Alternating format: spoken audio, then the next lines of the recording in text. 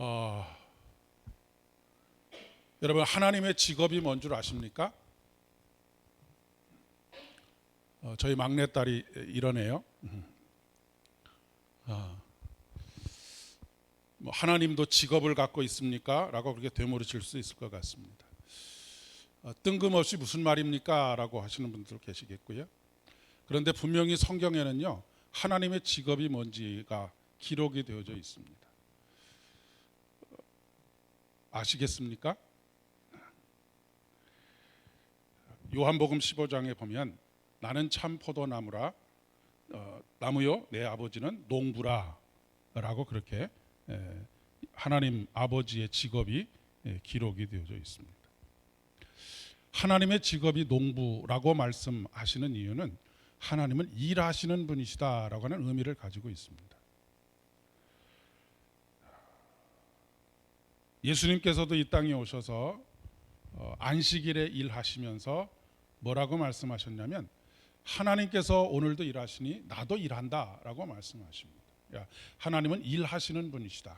그런데 그냥 설렁설렁 일하는 것이 아니고 대충대충 일하는 것이 아니고 열심히 일하시는 분이시다라고 하는 것이 성경이 우리에게 말씀하시는 바입니다. 그런데 사실 이것이 어마어마하게 놀라운 일입니다. 그리고 아브라함에게 나타나신 이 하나님, 일하시는 하나님, 그리고 오늘 우리들을 위해서 일하시는 하나님, 이것은 세계관이 완전히 뒤집어지는 그런 의미를 담고 있습니다. 왜냐하면 갈대아 우르에서 떠났던 아브라함이 살던 이 바벨론이라고 하는 세상은 신이 인간을 위해서 일하는 것이 아니고 인간이 신을 위해서 일하는 그런 종교가 바로 바벨론의 종교입니다. 그러니까 바벨론에 있는 사람들, 아브라함의 아버지인 데라를 비롯해서 수많은 사람들이 섬기던 신은 어떤 신이냐면 인간을 노예 삼아서 인간의 피와 땀을 가지고 배부르게 되어지는 신, 이것이 그 당시에 사람들이 섬기고 있었던 신인데 아브라함을 갈대아우르로부터 나오라고 말씀하시고 그를 돌보시고 그를 이끌어 가시는 하나님은 아브라함의 수고와 땀을 통하여서 하나님께서 배부르시는 것이 아니고 하나님께서 열심히 일하셔서 인생들을 복되게 하시는 분이시다라고 하는 이야기입니다. 그러니까 우리가 예수 그리스도를 믿는다라고 하는 것은 우리의 인생이 출발부터가 완전히 달라지는 것을 의미하는 것이죠.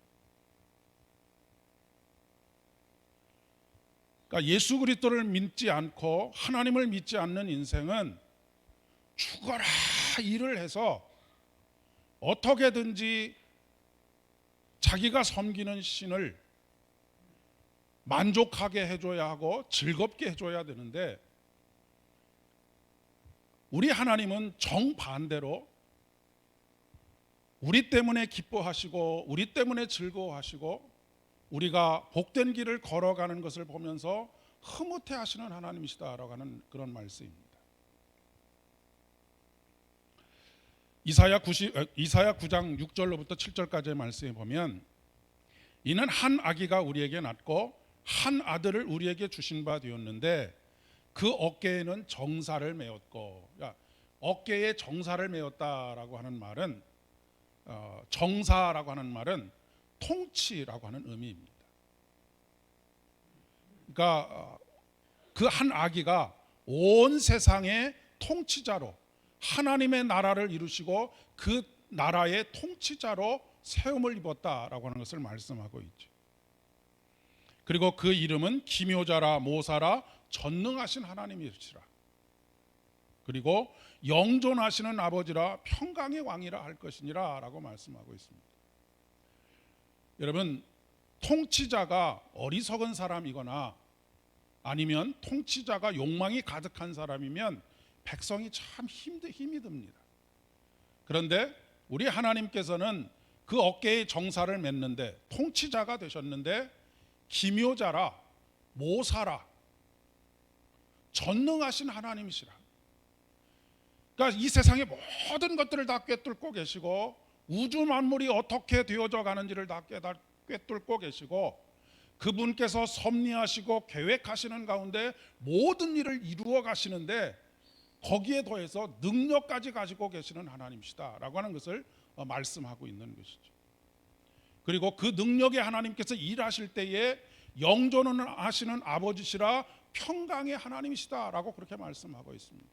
그분이 우리를 위해서 일하심으로 말미암아서 우리의 삶에 무엇이 일어나느냐면 평강이 주어진다라고 하는 것이죠. 평강의 복. 그런데 그 하나님께서는 우리에게 요란하게 일하지 않으십니다. 우리의 삶의 뒤편에서 늘 일하시고 계시는 분이시죠. 가장 훌륭한 군주가 누구냐면 왕이 누구인지를 알지 못하도록 백성들을 편안하게 살도록 하는 왕이 가장 군주 중에 군주라고 이야기하지 않습니까? 하나님께서 일하고 계시지 않기 때문에 우리에게 드러나지는 않으시는 것이 아니라 하나님은 숨어 계셔서 늘 굳은 자리에서 우리를 위해서 일하시는 하나님이십니다. 그분의 모사와 또한 그분의 전능한 능력을 가지고 우리를 위해서 일하시는 분.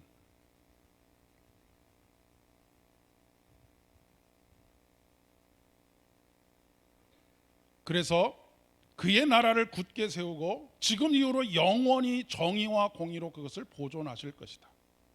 만군의 여호와의 열심히 이를 이루시리라 라고 하는 말씀이 이사야 9장 7절의 말씀입니다. 오늘까지 다섯 번째 아브라함을 향하신 하나님의 열심에 대한 이야기들을 살펴보고 있습니다. 핵심은 우리 한 영혼 한 영혼을 향한 하나님의 열심이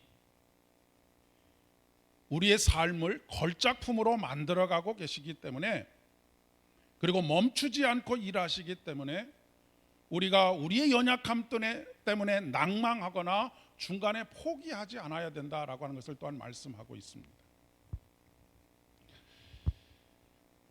하나님을 농부라고 비유하는 이유는 농부가 곡식을 키우는 것과 하나님께서 농부와 같이 우리의 인생을 위해서 일하시는 것이 비슷한 맥락을 가지고 있기 때문이라고 그렇게 이야기할 수가 있겠습니다. 농부는 땅에 씨앗을 심습니다. 오직 한 가지 씨앗에 생명이 있는 것을 보고 땅에 씨앗을 심습니다. 우리가 예수를 믿게 된다라고 하는 것은 우리 안에 생명이 움트기 시작했다라고 하는 것을 의미하는 것이죠. 농부가 땅에 씨앗을 심고 당장에 전혀 눈에 보이지 않지만 거기다 물을 주고 거름을 줍니다. 그리고 마음을 다하고 정성을 쏟습니다. 흔히 하는 말이 있지 않습니까? 농작물들은 그 농부의 발걸음으로 큰다라고 하는 말이 있지 않습니까? 몇 번이나 가서 정성으로 돌보느냐에 따라서 수확이 달라지고 수확되어진 열매가 달라진다라고 하는 그런 이야기입니다. 그러니까 하나님께서 우리의 농부가 되셔서 아무것도 보이지 않는데 지금 우리의 삶 속에서 처음 믿음의 삶을 시작하면 삶 속에서 아무런 믿음의 열매들도 나타나지 않는데 아직 새순도 올라오지 않았는데 끊임없이 우리를 위해서 물을 주시고 거름을 주시고 정성을 다하여서 우리 인생을 위하여 일하고 계시다라고 하는 그런 이야기입니다. 그런데 또 성경에 보면 하나님께서는 심지 않은 것을 거두게 될 것이다라고 하는 허황된 기대를 꿈꾸지 않으신다라고 말씀하십니다. 그리고 성급한 마음으로 열매를 재촉하시는 분들도 전혀 아닙니다. 농부의 지혜라고 하는 것이 무엇입니까? 때가 되어야지만 수확할 수 있다라고 해서는 아는 것입니다. 우물에 가서 숭늉을 찾지 않습니다. 하나님께서 우리를 대하실 때도 우물에 가서 숭늉을 찾으시는 법은 없습니다. 지금은 물을 뿌려주고 거름을 주어야 할 때이고 싹이 나기 시작하면 무엇을 해야 하는지, 그리고 줄기가 성장할 때는 무엇을 해야 하는지, 열매가 맺히기 시작하면 무엇을 해야 하는지 이런 것들을 때에 따라 하나님께서 하신다라고 하는 그런 이야기입니다. 하나님은 결코 오랜 시간이 흘러가도 절망하지 않으십니다. 오히려 추운 겨울에도 또다시 씨를 뿌리게 될 것을 기대하면서 우리를 위해서 일하시는 분이 하나님이십니다. 우리 한 사람 한 사람에 대한 기대가 그러시다라고 하는 말씀입니다. 하나님께서는 겨자씨보다도 작은 믿음을 가진 우리들을 땅에 심으시고 거름을 주시고 물을 주십니다. 그런데 이 씨앗이 발화가 되기까지는 꽤나 오랜 시간이 필요하지요. 어떤 과정을 통해서 발화가 되는 것입니까? 한 알의 씨앗이 썩어지게 되어질 때 거기서 비로소 움이 트게 되어져 있습니다. 우리가 새싹이 돋게 되는 것은 바로 예수 그리스도께서 나를 위해서 돌아가셨다라고 하는 이 사실, 한 알의 썩어지는 밀알이 되셔서 우리에게 부활의 영광에 이르도록 하는 첫 열매가 되셨다라고 하는 이 사실을 깨닫고 믿는 믿음으로부터 모든 것이 시작이 됩니다. 농부와 같이 우리 인생을 향한 하나님은 기대 속에서 오랜 참음과 인내의 연속이라고 이야기할 수 있습니다. 아브라함이 아브라함 되게 하셨듯 우리들에게도 그렇게 하신다는 말씀입니다. 눈에 보이지 않지만 우리에게 매일매일 은혜를 베풀어 주십니다. 매일매일 우리에게 걸음을 주시고 매일 우리를 위해서 밥을 지으시는 어머니의 손길과 같이 우리에게 일용할 양식을 허락하시는 분이 우리 하나님이십니다.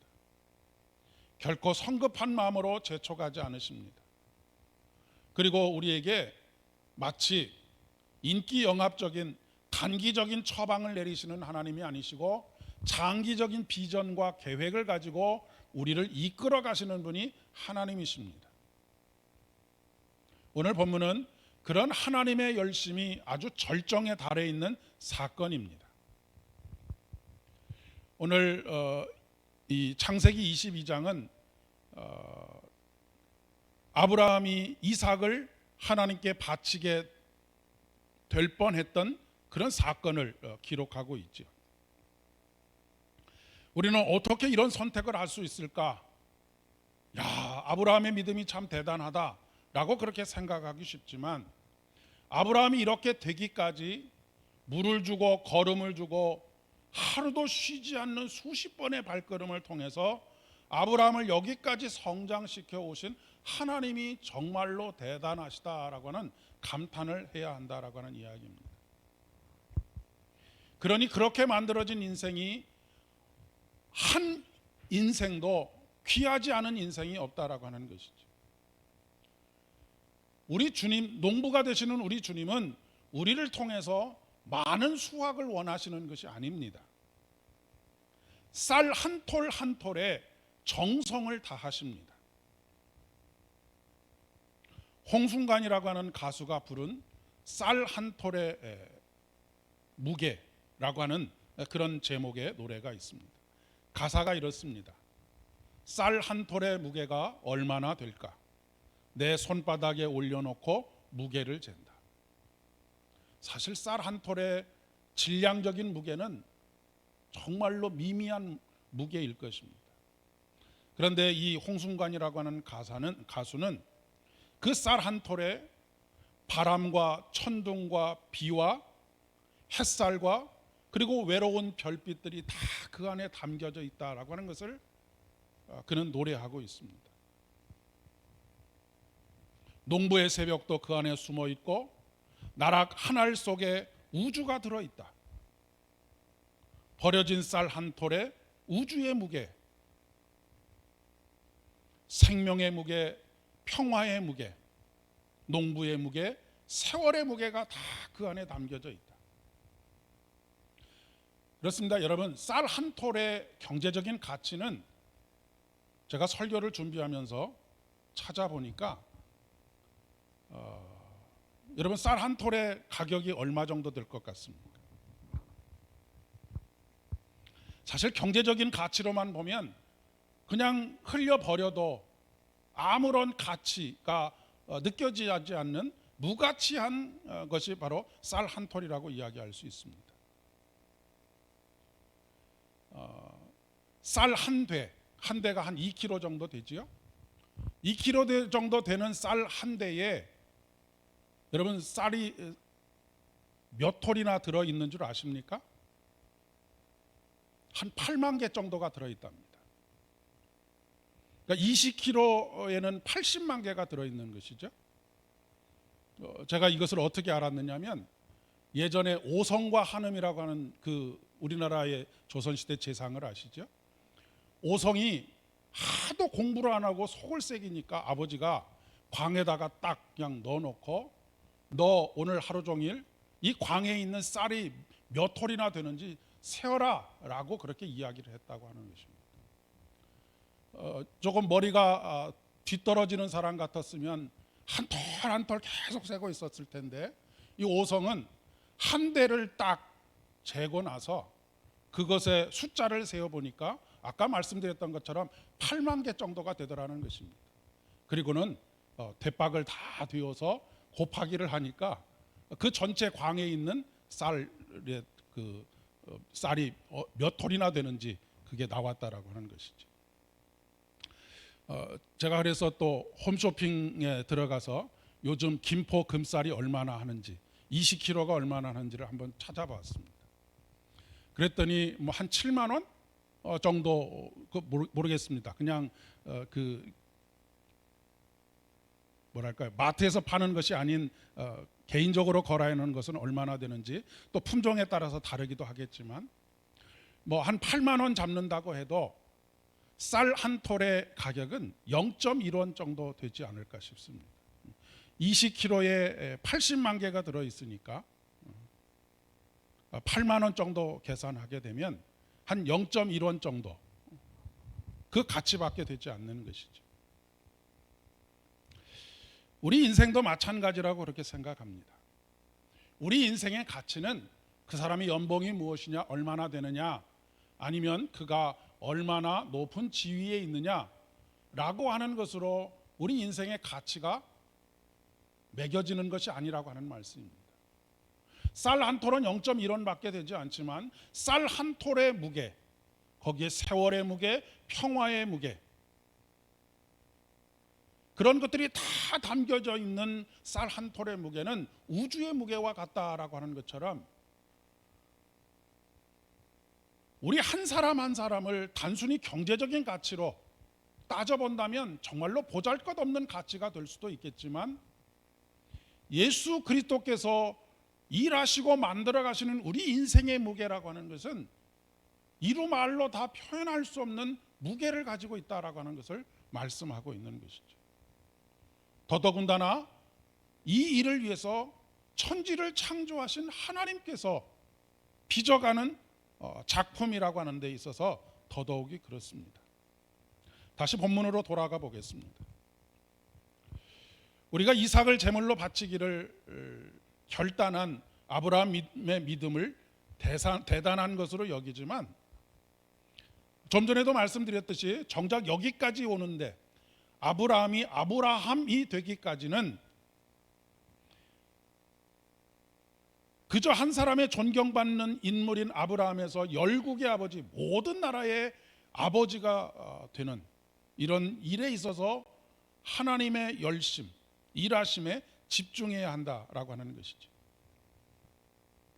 그러면 어떻게 아브라함은 하나밖에 없는 아들을 하나님께 드리기로 작정을 했을까? 아브라함은 이삭이 자기 몸에서 태어났지만 자기 것이 아니다라고 하는 것을 하지 않을 수가 없었습니다. 히브리서 11장 2절의 말씀에 보면 아브라함을 죽은 자 같은 자 안에서 하늘의 별과 같은 사람들이 태어나게 되었다라고 말하고 있습니다. 아브라함은 이미 죽은 자입니다. 그 얘기는 생명이 끊어졌다라고 하는 말이 아니라 더 이상 생산할 수 없는 사람이다라고 하는 그런 의미입니다. 그러니 내가 아들 이삭을 낳았다라고 말할 수 없다라고 하는 것이죠. 이 아들 이삭은 누구로부터 온 것입니까? 전적으로 하나님의 일하심으로 말미암아서 얻어진 자식입니다. 그러니 하나님께서 내게 맡겨주셔서 내가 살아있는 동안에 양육할 책임을 가지고 있지만 내 것이 아니다라고 하는 믿음의 고백을 가지고 있는 것입니다. 이것을 사도 바울의 고백으로 환원시켜 보면 나의 나된 것이 하나님의 은혜입니다. 이제까지 나는 내가 열심히 일한 결과로 이것을 얻은 것 같았는데 그렇지 않다라고 하는 것입니다. 아브라함이 죽은 자 같은 것과 마찬가지로 우리들도 죽은 자 같은 인생이 하나님께서 이루신 이 놀라운 일들로 말미암아 모든 것을 얻은 자 되었다라고 하는 것입니다. 왜 모든 것을 얻은 자가 될 수 있었느냐면 우리가 세상의 모든 것을 얻고도 예수를 잃으면 다 잃은 것이 되지만 세상의 모든 것을 다 잃어도 예수를 얻으면 다 얻는 것이 되기 때문에 그렇습니다.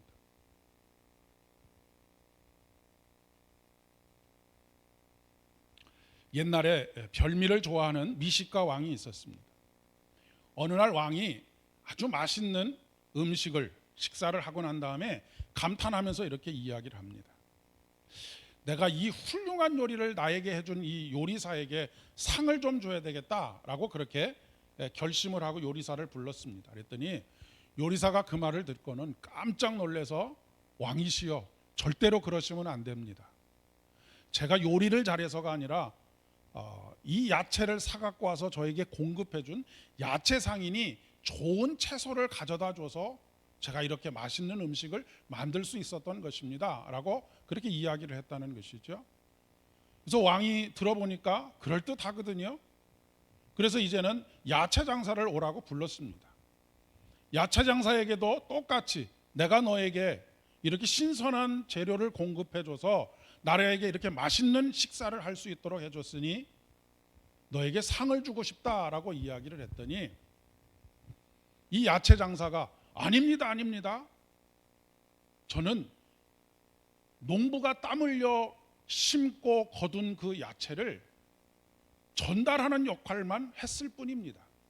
그러니 상을 받아야 할 사람은 농부입니다 라고 그렇게 이야기를 했습니다. 그럴듯하게 들려져서 다시 농부를 부르게 됩니다.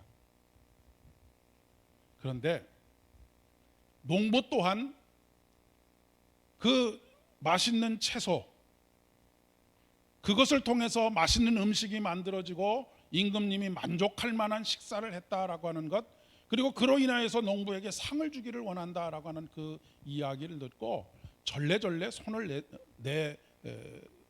손질을 하면서 이렇게 얘기를 합니다. 때를 따라 비를 내려주시고 햇볕을 주시고 자라게 하시는 분이 없었다고 한다면 제가 아무리 씨를 뿌리고 거름을 주고 수많은 수고를 했어도 아무것도 열매로 거두지 못했을 것입니다 라고 하는 그런 고백을 했다라고 하는 것이죠. 아브라함의 결단은 이삭을 하나님께 드리겠다라고 하는 이 아브라함의 결단은 마치 이 농부의 고백과도 같다라고 이야기할 수 있습니다. 비록 나를 통해서 이 아들 이삭이, 사라를 통하여서 아들 이삭이 나왔지만 이 아들 이삭이 나의 노력이나 그러한 것들로 인해서 얻어진 것이 아니기 때문에 주신 자도 하나님이시니 취하시는 자도 하나님이십니다. 그러니 하나님은 오직 영광을 받으실 뿐입니다 라고 고백했던 욥의 고백과 같은 고백을 하고 있다라고 하는 이야기입니다. 모든 것이 주의 은혜를 깨닫기 이전에 하나님께서 아브라함에게 그런 요구를 하셨다고 한다면 아브라함은 분명히 실패하고 말았을 것입니다. 그런데 아브라함이 깨닫게 된 것, 모든 것이 주께로부터 왔습니다. 그러니 모든 것이 주의 은혜입니다 라고 하는 것을 깨닫는 그 순간 하나님께서 그런 요구를 하고 계시는 것입니다.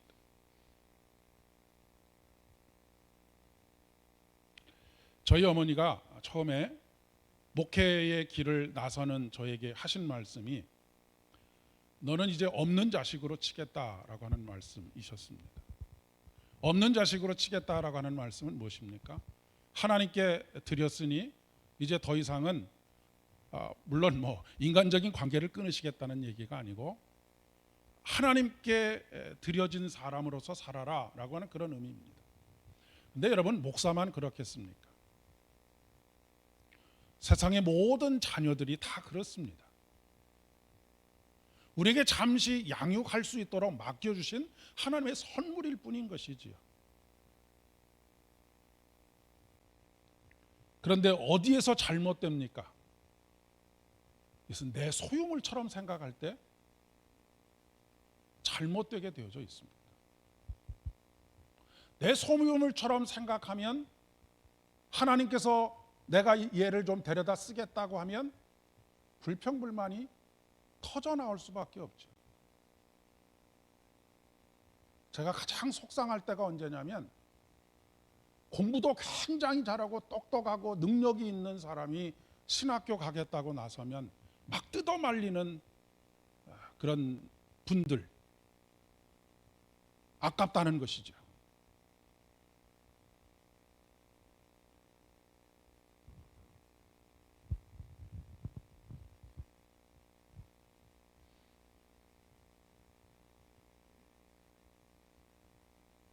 우리 자식이라면 애지중지하지만 그리고 목을 매지만 사실은 자식은 부모의 소유가 아닙니다. 하나님의 소유인 것이지요.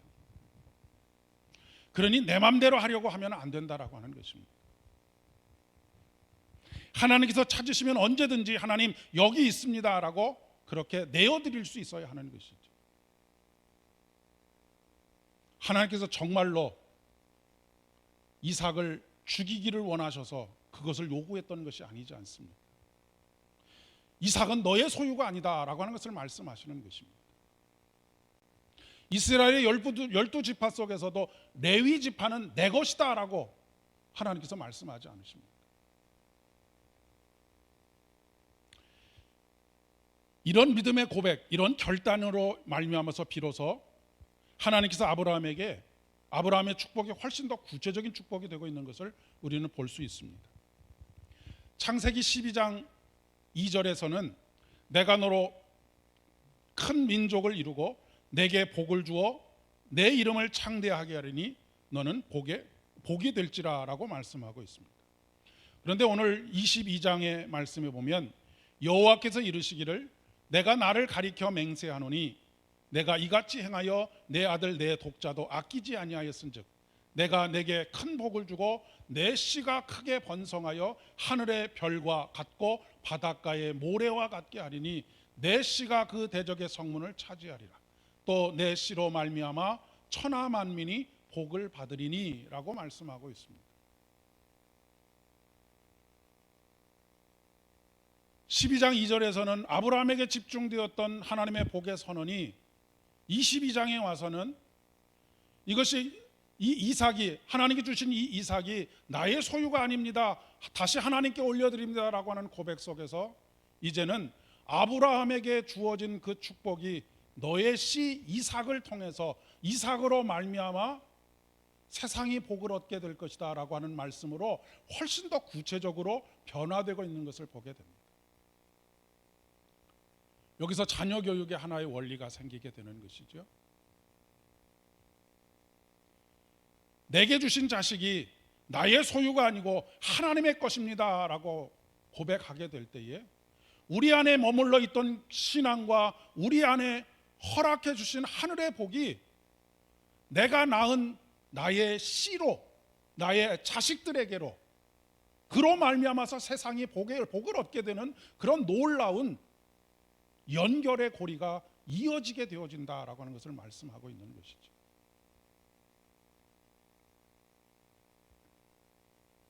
이것이 자녀들이 복을 받게 되는 비결입니다. 순종은 곧 감사입니다. 아브라함이 이삭을 요구하시는 하나님께 순종했다라고 하는 것은 곧 감사했다라고 하는 것입니다. 감사는 어떤 경우에 감사를 하는 것입니까? 값없이 선물로 받았을 때입니다. 이삭을 값없이 선물로 받았습니다. 아브라함의 노력은 일도 포함되지 않고 전적으로 하나님께서 일하심으로 말미암아서 얻게 된 아들이 바로 이삭이 아닙니까? 순종했다라고 하는 것은 곧 이삭을 통해서 감사했다라고 하는 그런 이야기입니다. 그런데 정반대로 첫사람 아담과 하와는 모든 것을 하나님께서 다 주셨습니다.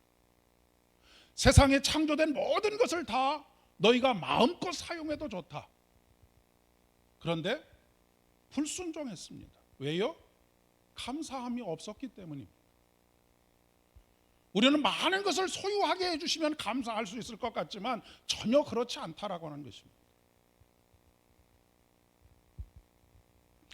이 모든 것이 사소한 것 하나까지라도 하나님께로부터 온 것이다라고 하는 것을 고백하는 그 순간 우리는 감사하게 됩니다.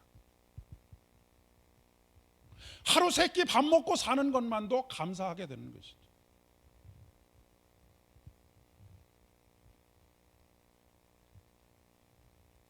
영국의 유명한 목사님이신 여러분 잘 아시는 스펄전 목사님이 이런 말씀을 하셨습니다.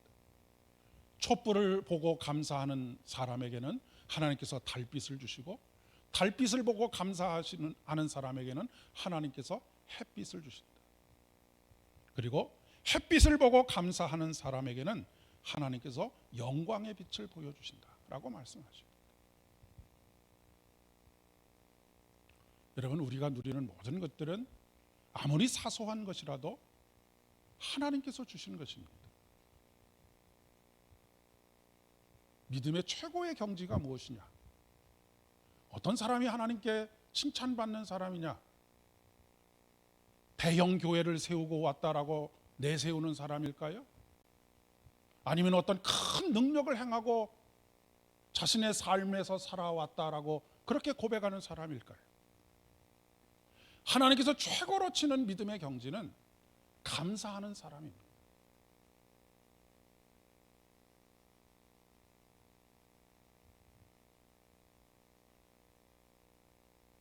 하나님은 감사하는 사람, 순종하는 사람, 감사에 감사를 더하는 사람에게 복을 주시고 그 축복의 줄이 끊어지지 않도록 우리의 자녀들을 통하여서 더 큰 복을 우리의 집안과 사업체들을 통하여서 역사해 주신다라고 하는 것을 말씀하고 있습니다.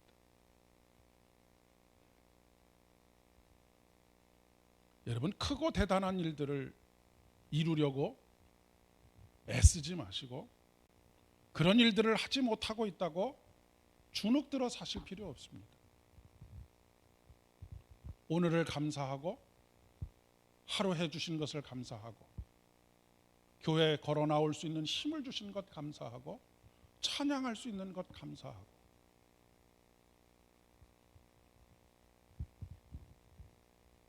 하나님께서는 그런 사람에게 복이 되십니다. 기도하겠습니다. 은혜가 풍성하신 아버지 하나님, 감사드립니다.